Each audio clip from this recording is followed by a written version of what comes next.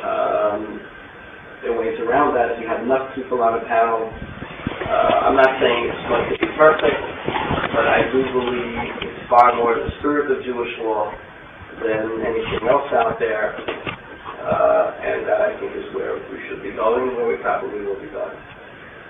Any questions? No questions. Luke? Oh, yeah, question right. If, as you say, most child molesters can't be cured, cannot be cured, would you object to their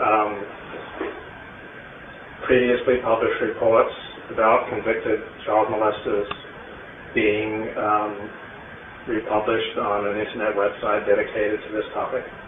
And That's a good question. I don't know, not necessarily.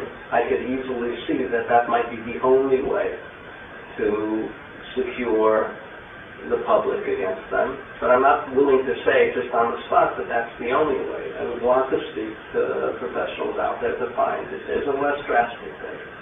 If there is a less drastic way, then fine. If not, then I don't know if there's any other way.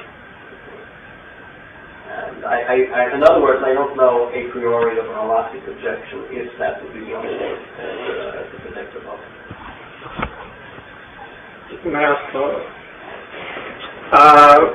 what about cases where a rabbi who's had problems in these areas is moved around from community to community? He's just like kicked out of where he is and he moves on to somewhere else. Evidence about his behavior is brought to people who are in charge of him. They do nothing about it. Does this sound like a good situation then for a journalist who has all the facts correct? I'm only talking about here about a journalist who has all the facts correct to publish.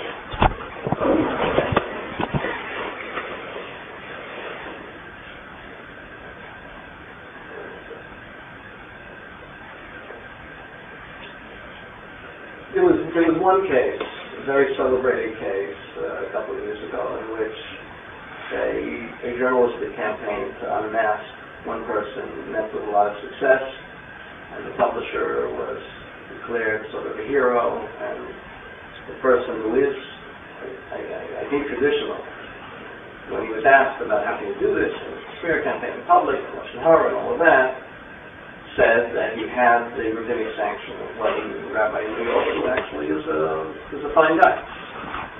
I'm not sure I agree 100% with the thinking. I'm not sure I disagree. Do I believe that there is room as a last resort when everything else fails of journalistic exposure? The answer probably yes. But it is a last resort. And I think that journalists often don't go to explore every other possibility along the way. I will add that as a curious side note to this, that sometimes the zeal to go after the abuser or the accused abuser leads to just the kind of problem that we're talking about. Because when people are confronted and you don't have like an ironclad case, and you can't make it stick in a court of law, so what do? You do the equivalent of a plea bargain, and you get the guy to move after he obtains from the last position a no-disclosure clause.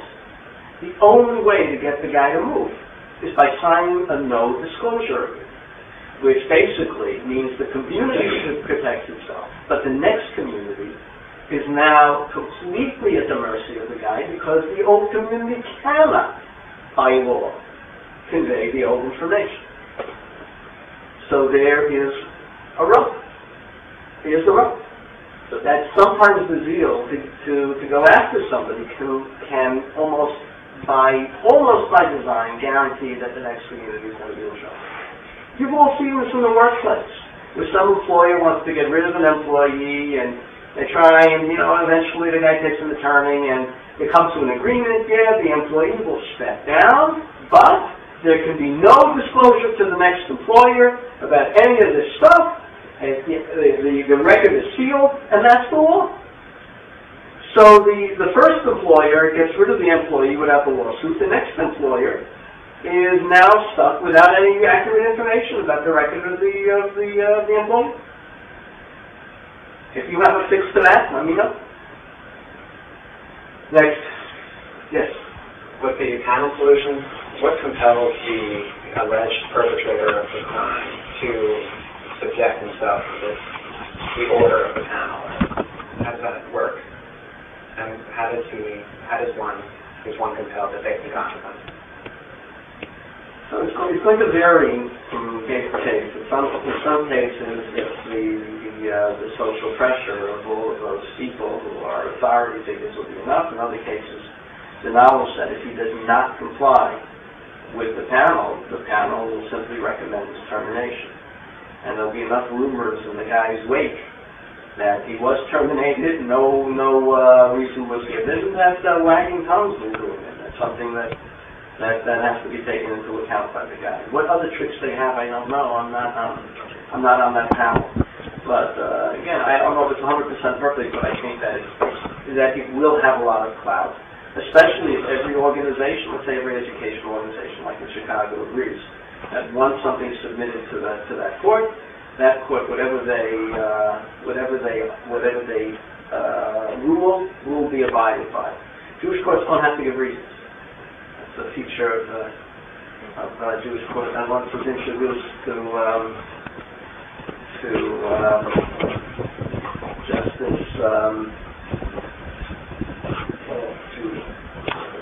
Justice Kennedy at Loyola, Justice Kennedy of the Supreme Court.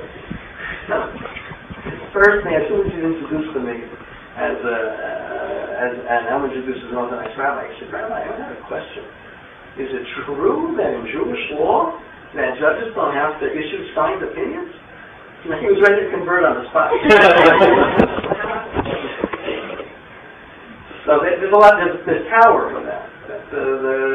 They don't have to tell the school anything. They can say, look, we met with the guy, and our recommendation is you be terminated.